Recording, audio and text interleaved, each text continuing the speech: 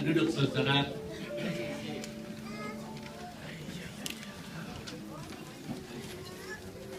Saudara, firman Tuhan yang akan kita baca yaitu terambil dari Ibrani pasal 4 ayat 14 sampai dengan 16. The word of the God that we are going to read today is in the book of Hebrews, chapter 4, verse 14 through 16. Demikian firman Tuhan. Karena kita sekarang mempunyai imam besar agung yang telah melintasi semua langit, yaitu Yesus, Anak Allah. Baiklah kita teguh berpegang pada pengharapan iman kita. Sebab imam besar yang kita punya bukanlah imam besar yang tidak dapat turut merasakan kelemahan-kelemahan kita. Sebaliknya sama dengan kita, ia telah dicobai, hanya tidak berbuat dosa. Sebab itu marilah kita dengan penuh keberanian menghampiri tahta kasih karunia, supaya kita menerima rahmat dan menemukan kasih karunia untuk mendapat pertolongan kita pada waktunya. Hebrews chapter 4, verse 14 through 16. Therefore, since we have a great high priest who has ascended into heaven, Jesus, the Son of God, let us hold firmly to the faith we profess. For we do not have a high priest who is unable to empathize with our weaknesses, but we have one who has been tempted in every way, just as we are. Yet he did not sin.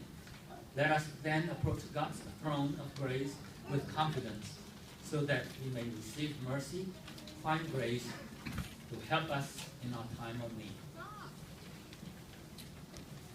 Saudara, mungkin saudara merasa aneh apa yang kita baca tadi dari kitab Kidung Agung yang mengatakan bahwa cinta itu kuat seperti maut.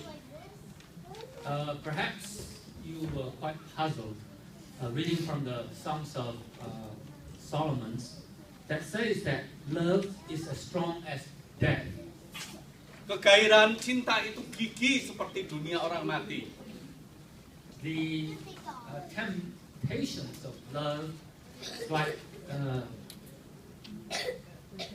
the world of the dead. Nyala apinya seperti nyala api Tuhan. The blazing fire, the blazing flames is like the flames of God. Saudara, ayat-ayat ini seringkali dipakai untuk kalau ada pemberkatan pernikahan di gereja. And this verse is oftentimes used to bless the wedding. Untuk menggambarkan betapa kuatnya cinta itu, tapi kok digambarkan seperti maut. Aneh sekali. It's to portray how strong is love, but yet it portray it as strong as death. Mengapa kok digambarkan seperti maut, saudara? Why? Kalau maut itu menjemput, saudara, tidak ada seorang pun yang bisa menundanya. When death comes calling, no one can deny. Bila maut menjemput, tidak ada seorang pun yang bisa mengelak, sebab dia membutuhkan prioritas utama.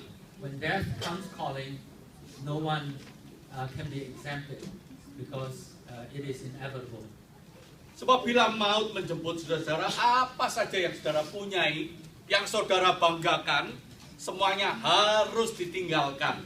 When death comes calling, no matter how much you have left, no matter how much possessions that you have, how much wealth, how much power, you need to leave them all behind. Apa saja yang kita anggap berharga, kita harus korbankan itu bila maut itu datang. Whatever valuable that you have, it will be left behind. Hubungan apapun, ikatan apapun, saudara-saudara, semuanya harus dikesampingkan bila maut itu datang. Whatever relationship that you have, whatever ties that you have, you need to leave them behind when death comes calling. Sebab maut itu mengakhiri segalanya. Because death ends it all. Mengalahkan segalanya. It defeats all of them. Nah, si penulis kitab Kidung Agung ini, saudara, begitu puitisnya ingin mengatakan bahwa cinta itu seperti itu. And how poetic the writer of this verse, it says that love is as strong as death. Gairahnya seperti maut katanya. Jealousy unyielding as the grave. Sebab seseorang yang dikuasai oleh cinta, saudara, maka dia tidak bisa menunda segala sesuatu. And when someone is gripped by love, he cannot postpone anything. Orang yang dikuasai cinta, dia tidak bisa mengelak. When someone is gripped by love, he cannot deny anything. Cinta yang sejati sebetulnya menuntut prioritas utama. The true love demands the top priority. Apa saja ditinggalkan demi cinta. And everything can be left. Apa saja dikorbankan demi cinta. They are willing to sacrifice everything for the sake of love. Hubungan apapun menjadi kurang penting dibandingkan dengan hubungan yang dicintai. All other relationships, they can set it aside for the sake of pursuing that true love. Sehingga cinta itu digambarkan begitu bergairah. And so, how tempting is that love? Because that's how it was portrayed. Dan saya mengkhotbahkan beberapa minggu yang lalu secara berseri tentang cinta. Several weeks in a row, I preach about love. Cinta itu bukan berhubungan dengan perasaan melankolis atau perasaan senang atau perasaan suka. Love is not just tied to a personal feeling. Tapi saya ingatkan bahwa cinta itu adalah komitmen. But also I reminded everyone that love is about commitment. Oleh sebab itu, saudara, digambarkan cinta itu begitu bergairah, digambarkan seperti maut yang datang itu bergairah. So love is portrayed here as being full of temptation and full of jealousy, unyielding. Saudara pernah tahu riwayat Raja Edward ke-8 dari Inggris? Ada yang tahu? Any one of you know the history of Edward, King Edward, the fifth? Ada yang tahu? Ke-8? The eighth. King Edward the eighth. Nggak tahu ya. Saudara, Raja Edward ke-8 itu, saudara, dia hanya menjadi raja beberapa bulan saja. And King Edward the eighth became king for only a few months. Tetapi dia harus meletakkan tahtanya, mahkotanya, saudara, diletakkan karena cinta. He had to forfeit his throne because of love. Dia rela meninggalkan seluruh kemuliaan kerajaan Inggris.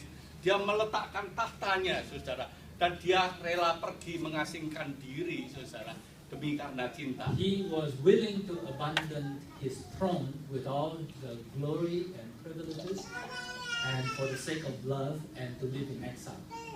Mengapa, saudara? Sebab dia jatuh cinta pada seorang janda dari Amerika. Because he fell in love with a widow from the United States. Namanya Willie Simpson. Pernah tahu kan? Willie Simpson namanya. Willie Simpson. Iya.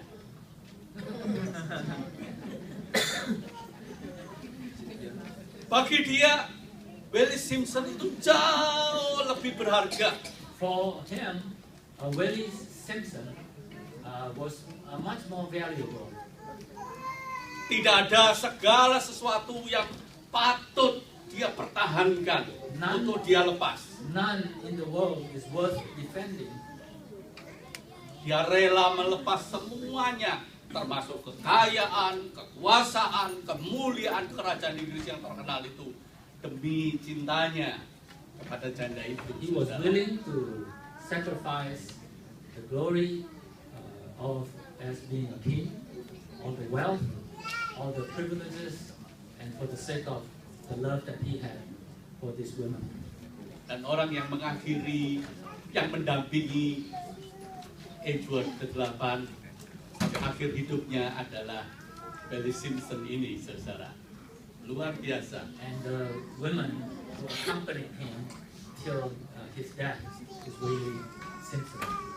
Sebab orang yang dikuasai cinta itu, dia rela melepaskan segala sesuatu dan tidak mau menunda, tidak mau mengelak, dan dia memberi prioritas yang utama kepada yang dicintainya. A person who is in love is willing to set it as the top priority, is willing to set aside things, and he is willing to press forward. Itulah gambaran daripada cinta itu kuat seperti maut. That's the portrait of love, which is as strong as death. Sekarang ada gambaran yang kedua, yaitu cinta. Karena cinta, orang berani menghadapi maut. The second portrait here is a person who is in great love, is willing to face death. Mungkin banyak cerita, banyak pengorbanan. Orang-orang berani mengorbankan hidupnya, dirinya demi karena cinta. There were many great stories about people who are willing to sacrifice himself for the sake of love. Saya ingin menceritakan ada seorang yang namanya Solomon Rosenberg. There is a story of a person by the name of Solomon Rosenberg.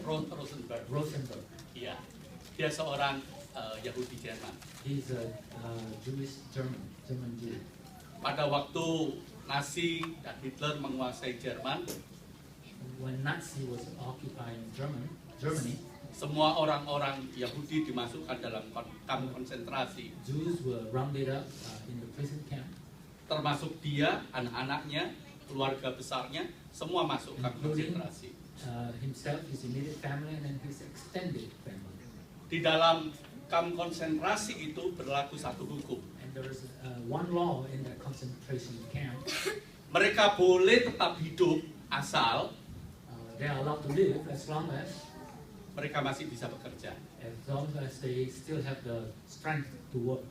Artinya kalau mereka sudah tidak bisa bekerja, mereka harus mati. And when they lost that strength, and they must be face death. Jadi mereka harus dimasukkan di dalam kamar-kamar gas untuk dieksekusi, sebab dianggap sudah tidak berguna lagi. And they will be put into the gas chamber and put to death. Setiap petang, saudara, Solomon Rosenberg mengumpulkan keluarga besar. Every afternoon, Solomon Rosenberg gathered his family members. Mereka menghitung masih lengkap nggak And they keluarganya. count one by one to see if his family is still complete. Dan hampir setiap minggu keluarga ini kehilangan keluarganya. And almost every week, there were some members in his extended family was lost to the gas chamber. Dimulai dengan neneknya yang sudah lemah, And begin with his grandmother, kemudian who was weak, kakeknya, and then his grandfather, kemudian pamannya ataupun bibinya yang sudah lemah. uncle, and also his auntie who were getting weak. Ketika petang mereka selalu ketakutan dan dibayangin siapa lagi yang berkurang. And on the afternoon, on every week, and when they will count it and look around and see who is missing amongst them. Dan ketika mereka masih bisa kumpul dengan keluarga mereka yang masih tersisa, mereka biasanya saling memeluk dan mengatakan, wah bersyukur kita masih ada. And those who are still left behind and who still surviving, they would hug each other, embrace each other, and be grateful for the time they still have together. Tetapi pada suatu petang, saudara, ketika Solomon Rosenberg pulang dari tempat kerja di kamp konsentrasi itu, dia mencari keluarganya. And one afternoon, after him coming back from work, and he was looking for his family members. Dan dia cuma mendapati anak-anaknya yang agak kecil, namanya Jonathan. And he only found his youngest son, Jonathan. Dan dia menanyakan kepada Jonathan, mana kakakmu David? Where's your brother, Jonathan? Jonathan yang ada di pojok ruangan itu menangis ketakutan. Hiding in a corner, Jonathan was crying. Dan dia mengatakan kepada ayahnya, Bapak, saatnya tiba, katanya begitu. This is the time. David pergi, Pak, katanya. David is gone. David diambil Pak David oleh was pasukan taken away asing. by the soldier. Lalu si papa itu memegang anaknya, dia mengatakan, lalu mana mama? So he, holding his Jonathan's hand, he said, "Where's mom?" Dan Jonathan begitu ketakutan, dia mengatakan, mama bersama David Pak, katanya begitu. Jonathan, terrified, said, "Mom is with David." Apa yang terjadi? Kata Solomon. What happened? Papa tadi David sakit. David was sick. Dan ketika David sakit tidak bisa bekerja, polisi rahasia itu datang untuk menangkap David. And when David was not strong enough to work on that day, the secret police came and took him away. David menangis, David ketakutan, dan David mau lari, katanya. David was terrified and he attempted to run away. Tetapi mama mendekat kepada David, Mom approached David, memegang tangan and David, held his hand, dan mengatakan pada and David, said to David, David, kamu mesti tegak berdiri, "And you must stand strong. kamu mesti kuat, You must be strong. kamu mesti pergi bersama dengan You tentara must itu. go with the soldier, the police. Sebagai laki-laki kamu tidak boleh nangis. As a man, you should not cry. Ayo David, kita pergi. Mama Mom. bersama dengan kamu." Mom will accompany you." Dan David dituntun mamanya ikut dengan tentara SS itu. And accompanied by his mom, David went with the police to the gas chamber. Dan sejak itu David dan mamanya tidak pernah kembali lagi. Since then, David and his mom will not ever sin again. Cerita ini menggambarkan bahwa cinta itu, saudara, cinta itu berani menghadapi maut. This story portrays how great is love, even to the point of death. Sebab Nyonya Solomon Rosenberg mencintai anaknya sehingga dia berani menantang maut. Mrs. Rosenberg so loved his son that she is willing to sacrifice her life for Tapi his son. pada siang hari ini, saudara, But this afternoon, saya ingin memberitakan suatu berita yang begitu luar biasa and I want to tell you such an amazing story, yang dikatakan oleh Perjanjian Baru. and was in the New Testament. Sebab Perjanjian Lama mengatakan cinta itu kuat seperti maut. In the Old Testament, it says that love is as strong as death. Tetapi Perjanjian Baru mengatakan cinta itu jauh lebih kuat dari maut. And in the New Testament, it says that love is victorious over death. Sebab cinta itu berhasil mengalahkan maut. Love successfully defeated death. Sebab firman Tuhan mengatakan demikian, saudara. The Word of God says as follows. 1 Korintus pasal 15, 1 Corinthians chapter 15, ayatnya yang ke-55 sampai dengan 57 mengatakan demikian. Hai maut, di manakah kemenanganmu? Hai maut, di manakah sengatmu? Sengat maut ialah dosa dan kuasa dosa ialah hukum Taurat. Tetapi syukur kepada Allah yang telah memberikan kepada kita kemenangan oleh Yesus Kristus Tuhan kita. Where, O death, is your victory? Where, O death, is your sting? The sting of death is sin, and the power of sin is the law. We're grateful that the love of God is victorious over sin, and we have been redeemed by that love. Sebab di ayat 54 mengatakan In verse maut telah ditelan di dalam kemenangan. In verse 54, it says that love has been swollen up. Dan di dalam dunia ini, saudara, satu-satunya orang yang berhasil menang terhadap maut hanyalah Yesus Kristus. And the only person who has ever been victorious over death is Jesus Christ. Dia memang mati karena memberikan hidupnya untuk orang-orang yang dicintainya. He had given up his life to the point of death for the people he loved. Tetapi dia tidak tinggal tetap di dalam kematian. But he did not stay in death. Dia bangkit dari kematian. He rose again, Dia menang terhadap maut. and he was victorious over death. Dan kemenangannya itu membuat saudara dan saya supaya kita juga bangkit. That victory allowed you and I to share in his resurrection. Supaya saudara dan saya tidak lagi mengasihani diri sendiri dengan hidup di dalam kelemahan kita. So you and I no longer live in a state of mercy. Sehingga ayat yang sangat indah yang saya baca bersama saudara tadi ada di dalam Ibrani pasalnya yang keempat, saudara. And that verse that I shared with you, and so beautifully, the word has been written. Dikatakan bahwa Yesus Kristus itu sudah menjadi imam yang agung. It says that Jesus has become our great priest, high priest.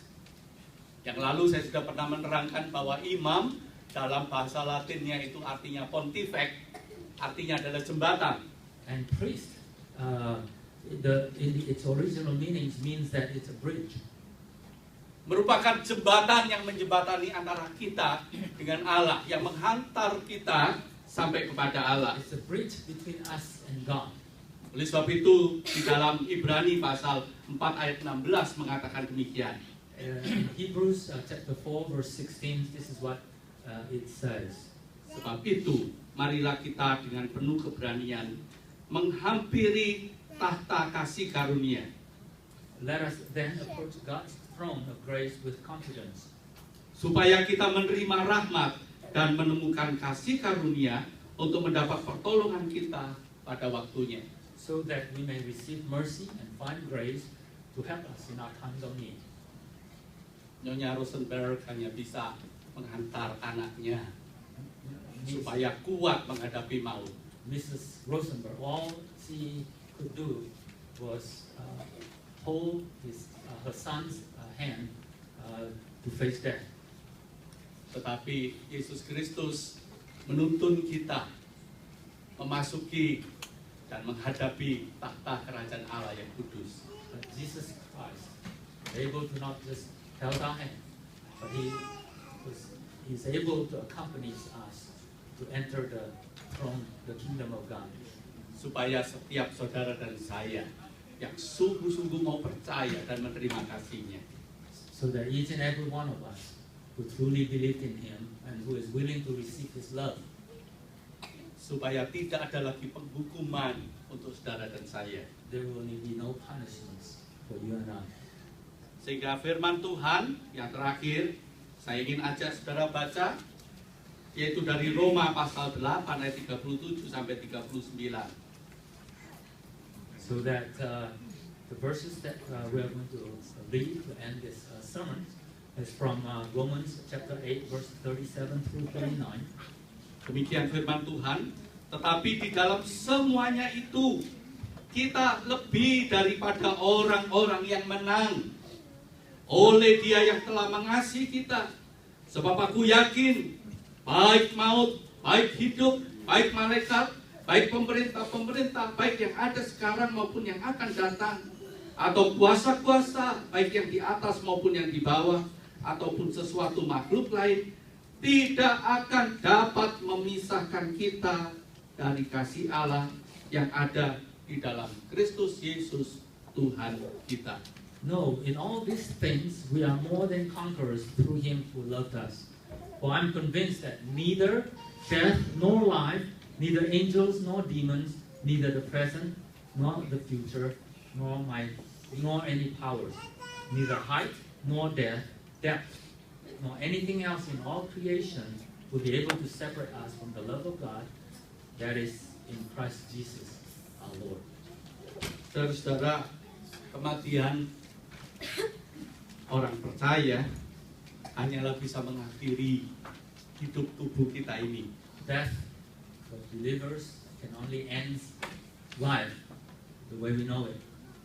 Tetapi tidak pernah bisa memisahkan kita dari kasih Allah. but it will not separate us from the love of God. Sebab kasih Allah itu sudah menang atas maut. Because God's love has been victorious over death. Sebab kasih Allah itu lebih kuat dari maut. Because the love of God is stronger than death. Dan kasih Allah yang lebih kuat dari maut itulah yang sudah diberikan kepada saudara dan saya.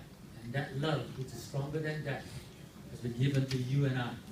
Mari saudara, semangat Paskah adalah semangat untuk hidup di dalam kasih. And so through this, as we celebrate Easter, let us live in this love. Sebab kasih tidak akan pernah kalah terhadap apapun juga, termasuk maut. And that this love will never be defeated, including death. Seperti Allah berpihak kepada yang lemah, pada yang tidak berdaya, supaya diberikan semangat yang baru dan hidup yang baru. And God is now on the side of the weak, and so He gives us that love, so that we can have this spirit that allow us to live victoriously. Oleh sebab itu, setiap Paskah selalu kita mengingat bahwa kita dipanggil Tuhan untuk memberkati supaya orang-orang yang tidak berdaya menjadi orang-orang yang dimampukan untuk berani menatap masa depan. And in this Easter, let us remember those who are in weakness, those who are not capable, they will be given, they will be empowered, they will be given the strength, the love to live victoriously. Dan nanti di dalam persembahan Paskah, kita akan melihat bahwa persembahan itu kita akan tetap mengirimkan persembahan itu untuk anak-anak beasiswa yang ada di Indonesia. The offerings that we'll be collecting today, we will send them to help students in Indonesia who are not capable of having school otherwise. Ketika tahun lalu saya pulang bersama dengan Tri, dengan William, dengan Gunawan, saya ketemu anak-anak kita yang kita biayai, 40 anak. Last year, Pastor Susanto, William, Tri, and Gunawan, and they visited these students that we supported. Dia mengatakan sampaikan salam pada seluruh jemaat yang mendukung. And the children said Walaupun that, mereka tidak pernah bertemu dengan saudara. I send our greetings to the congregations of ICC, although we never met. Tapi persembahan saudara, uang saudara, itu punya arti yang dalam buat mereka. But the offerings that you have given have a deep meaning to them. They allow them to have a future. Mereka diberi semangat untuk berani menatap masa depan mereka. They were given the spirit and the encouragement to face an unknown future. Bahwa kemiskinan, bahwa kelemahan itu tidak boleh menjadi penghalang untuk seseorang berani meraih masa depannya. And poverty will not be an obstacle for people to have a bright future. Biarlah kita sebagai orang yang sudah diberkati Tuhan, saudara, menjadi tangan yang tidak nampak untuk boleh memberi semangat, untuk boleh memberi tuntunan kepada anak-anak yang kurang beruntung karena dilahirkan dari keluarga yang kurang mampu. Tetapi dengan uluran kasih, maka mereka akan diberi semangat luar biasa bahwa mereka punya masa depan di dalam Tuhan. As those blessed by God, let us extend our hands, our helping hand, to those who are not as fortunate as we are, so that they too can experience a future that our children can experience. Mari kita bersama berdoa. Let us pray. Siang ini Engkau mengingatkan kami, Tuhan, This afternoon you reminded us, Father, bahwa kasih-Mu itu ternyata menang atas maut. that your love is victorious over death. Dan Engkau menuntun kami supaya kami diberikan keberanian untuk menghampiri tahta Allah yang kudus. You guide us so that we are courageous, so we can face your throne with confidence. Terima kasih buat kasih karunia-Mu itu. Thank you for that love and grace. Biarlah kami tidak menikmati kasih karunia itu sendiri untuk diri kami. May we not just enjoy that grace and love and keep them to ourselves. Kami juga boleh Kau pakai untuk menolong orang lain, supaya mereka juga diberikan keberanian menatap hidup ini. You can use us and extend that love and grace so that we can encourage other people to also be able to face your throne with confidence. Terima kasih buat kesempatan yang Kau beri. Thank you for these opportunities that you have given us. Karena kami tahu bahwa kesempatan ini tidak dimiliki oleh semua orang. We know that these opportunities are indeed not for everyone. Tapi kalau Kau berikan kepada kami, sungguh kami mengucap syukur. But because we are the chosen one and you have chosen to give that opportunities to us, then we are grateful for that. Dalam nama Yesus Kristus. Amin. In the name of our Lord Jesus Christ we pray. Amen.